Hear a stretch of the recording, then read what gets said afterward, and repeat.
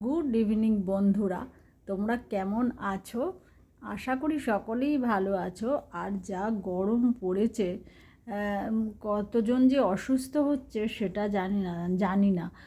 আর আমারও ভীষণ শরীর খারাপ হয়ে যাচ্ছে মাঝে মধ্যে, কারণ এত গরম আর সহ্য করতে পারছি না। 3 দিনের জন্য ফ্ল্যাটে গিয়েছিলাম, এত গরম যে সহ্য করা যাচ্ছে না। আর ফ্ল্যাটে এমনি বলেছে যে চলে আসার জন্য, কিন্তু এখনই যাচ্ছি না। কারণ হচ্ছে লিফটের যে ক্লাবসিক্যাল গেটটা, সেই গেটটা এখনও লাগানো হয়নি। আমার ছেলে তো খালি ওই 3তলা, যেহেতু খালি উকি মেরে দেখে নিচে কি আছে, কিন্তু সেই ভয়েতে না আমি যাচ্ছি না। কারণ ছেলেটার যতই বড় হোক, এখনও বাচ্চা স্বভাবটা রয়েই গেছে। ও ভাবছে মা এত ভয় পায়, সেই জন্য ও ইচ্ছা করে একটু দেখতে যায় যে কি আছে। আর আমি চিৎকার করতে থাকি, বাবা যাস না, আমার ভীষণ ভয় লাগে নিচের দিকে তাকালে, উঁচু থেকে নিচের দিকে তাকালে, যেহেতু খালি তো ভীষণ ভয় লাগে।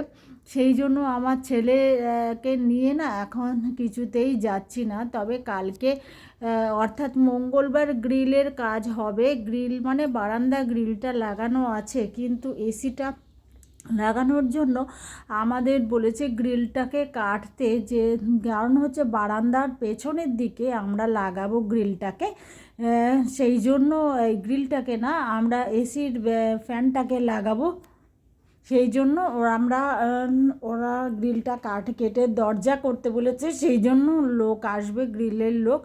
আমরা বলেছি গ্রিলটা কাটার জন্য, তো আমাকেও যেতে হবে। আর যা গরম পড়েছে, এর মধ্যে হেঁটে যাওয়া, আর এখানে না ওই দুপুরবেলা আসে, তো দুপুরবেলা টোটো ফোটো কিচ্ছু পাওয়া যায় না, ভীষণই কষ্ট হয়। গরমে আমাকে পুরোটাই হেঁটে যেতে হয়, যার জন্য আমার যেতে একদম ইচ্ছা করে না। কিন্তু কিছু করার নেই, ফ্যানটা লাগানোর ব্যবস্থা করতে হবে, এসিটাকেও লাগানোর ব্যবস্থা করতে হবে। কারণ যা গরম পড়েছে না, সহ্যের বাইরে, সহ্য করা যায় না, থাকা যাবে না কিছুতেই এসি ছাড়া। সেই জন্যই আমাকে যেতে হবে।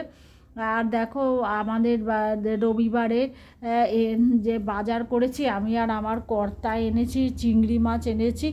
আর না, খাসির মাংস খাবে বলে ওরা বলেছে, আর একটা মাছের মাথাও এনেছি। এটা রান্না করেছি আমি।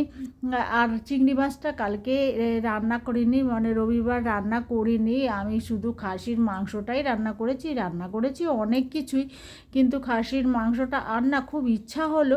এখন হিমসাগরগুলো উঠেছে তো আমটা, সেই জন্য খুব ইচ্ছা হলো দই দিয়ে আম দিয়ে খাওয়ার। আমি আমার কর্তামশাইকে বললাম যে দই দিয়ে আম দিয়ে খাবো, বলে কি চলো তাহলে নিয়ে যাই। সেই জন্য আমার জন্য বা সকলের জন্য আমার দই নিয়ে এসছে, টক দইটাই নিয়ে এসছে। আমি আবার টক দই যতই হোক একটু চিনি দিয়ে ভালোবাসি, সেই জন্য আমি চিনি দিয়েই খাবো। তো সেই জন্য, আর এখানে লিচু, ছেলে আর মেয়ে ভীষণ লিচু ভালোবাসে। ওরা বলেছে বাবা লিচু পেলে একটু নিয়ে আসবে, তো সেই জন্য আবার ওদের জন্য লিচুও নিয়ে এসছি। আর এখন না হিমসাগরগুলো, কদিন আগে যে আমগুলো এনেছে না, সেই আমগুলো এত টক যে খাওয়া যাচ্ছিল না। কিন্তু যে হিমসাগরগুলো এই একটা কেটেছিলাম, আনার পরেই দেখেছি ভালোই মিষ্টি আছে। ভেবেছিলাম বোধহয় টক হবে, কারণ এর আগের যেটা যেহেতু টক ছিল, সুতরাং কিন্তু না, ভালোই মিষ্টি আছে। তবে মনে হচ্ছে এখনও আরও পাকবে, একটু কার্বাইটে পাকা মনে হচ্ছে। তেমন যে খুব বেশি মিষ্টি তা কিন্তু না, কিন্তু মিষ্টি আছে।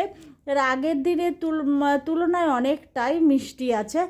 আর গাছে না এত জবা ফুল ফুটেছে, মেয়েকে বলেছিলাম যে তুই ঠাকুরকে দিতে জবা ফুলগুলো একটুখানি দিবি ঠাকুরকে। বড় মা, আমার তো অনেকগুলো কালী ঠাকুর, তো বলেছিলাম যে সমস্ত যতগুলো কালী ঠাকুর আছে এমন সবাইকেই দিবি, এমনকি বজরং বলি আছে, সেই বজরং বলিকেও একটা জবা ফুল দিবি। তো মেয়ে সেই জন্যই জবা ফুলগুলো তুলছে। ও না আবার এই সাদা ফুলগুলো তুলতে চায় না, কারণ যেহেতু তুলতে অনেকক্ষণ সময় লাগে, সুতরাং ও ওই জন্যই সাদা ফুলটা বলে তুলতে ভালো লাগে না। আর এমনিতে সবসময় আমি ঠাকুরকে দিই, ওরা ঠাকুরকে দেয় না, যেহেতু ও থাকেই না বাড়িতে। আমার কর্তাও দেয় না, ছেলেও দেয় না, আমি নিজেই সমস্ত ঠাকুরকে দিই। কিন্তু যেহেতু আমার রবিবার কাজটা একটু বেশি থাকে, সুতরাং রবিবার অনেক সময় দেখা যায় ওরা কেউ না কেউ ঠাকুরটা দিয়ে দেয়। রবিবার মানেই না হাজার একটা কাজ, যতই ভাবি যে কাজ কম হবে, কিন্তু না, কিছুতেই কম করতে পারি না। চারিদিক দিয়ে জানি একটা কাজ শেষ না হতে হতে মনে হয় জানি আর একটা কাজ দাঁড়িয়ে আছে। আমার তারাপীঠের কালী ঠাকুরকে দিচ্ছি, সব ঠাকুরকেই দিয়েছি। আর এখানে যাচ্ছিলাম ফ্ল্যাটের দেখতে, আমাদের বলেছে যে একটু দেখে যাবেন। কিছু কিছু জিনিসের আগের দিনের বৃষ্টিতে না ঝাপটা এসে ভর্তি হয়ে গেছে ঘরে, অনেক জল চলে এসেছিল বারান্দা দিয়ে। সেই জন্যই আমরা বলেছিলাম যে আমাদের একটা সামনের বারান্দার কাছে ঘরে ঢুকতে একটা চৌকাঠ করে দিন, সেটা বলার জন্যই গেছিলাম। তো ওনারা বললেন যে ঠিক আছে চৌকাঠ করব, তবে আজকে হবে না, রবিবার মিস্ত্রিরা নেই, অন্য সোমবার বা মঙ্গলবার বা বুধবার আমি ডেকে পাঠাবো। তো আমার কর্তা বলল যে ডেকে পাঠালে তো বৌদি তো রোজ রোজ আসতে পারবে না এত গরমের মধ্যে। তখন বলল ঠিক আছে, আমি দেখি বৌদি যেদিন আসবে সেদিনই নালে করিয়ে দেবো, যেহেতু মঙ্গলবার বলেছিলাম গ্রিলের কাজ হবে। আর আমার কর্তা এখানে ফোন করছে যে এসির যে ফ্যানটা না, সেই ফ্যানটা বারান্দায় লাগানো যায় কি না, তাহলে আর ঝুট ঝামেলাও থাকে না, আর গ্রিলটা কাটতেও হয় না। কিন্তু যে লাগাবে এসির ফ্যানটা সে বলল কি যে আমি ভালোর জন্যই বলছি, বারান্দায় লাগাবেন না, বারান্দায় লাগালে ওই হিটটা ঘরে ঢুকবে, ভীষণ গরম হবে, সেই ঘরে আপনারা টিকতে পারবেন না, ওই ঘরে যেই শোবে সেই টিকতে পারবে না। সেই জন্য তাহলে সিদ্ধান্ত নিলাম যে ঠিক আছে, তাহলে গ্রিলটা কেটেই আমরা সব ব্যবস্থা করব। সেই জন্য আর ফ্ল্যাটের মোটামুটি দেখো না সমস্ত এখান দিয়ে একটুখানি পুট্টি দিয়ে দেওয়ার কথা বলেছিলাম আমরা।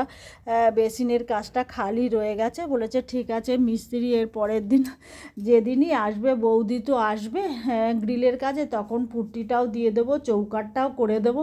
তো এই আস্তে আস্তে কাজ এগোচ্ছে। তবে আমাদের 440 ভোল্টটা চলে এসছে, যেটা ওরা এনেছে সেটা চলে এসছে। এবারে আমাদের বলেছে যে সেখান থেকে সাবমিটার নিয়ে আসতে, আমরাও কথা বলেছি যে সাবমিটার যে আনবে তার সঙ্গে, সে বলল আমাকে একটু 2 দিন সময় দিন, যে 4-5 জন যদি ফ্ল্যাটের হয় তাহলে আমারও সুবিধা হয়, আপনারও সুবিধা হবে। সেই জন্য আমরা 4-5 দিন, ও 2 দিন সময় দিতে বলল।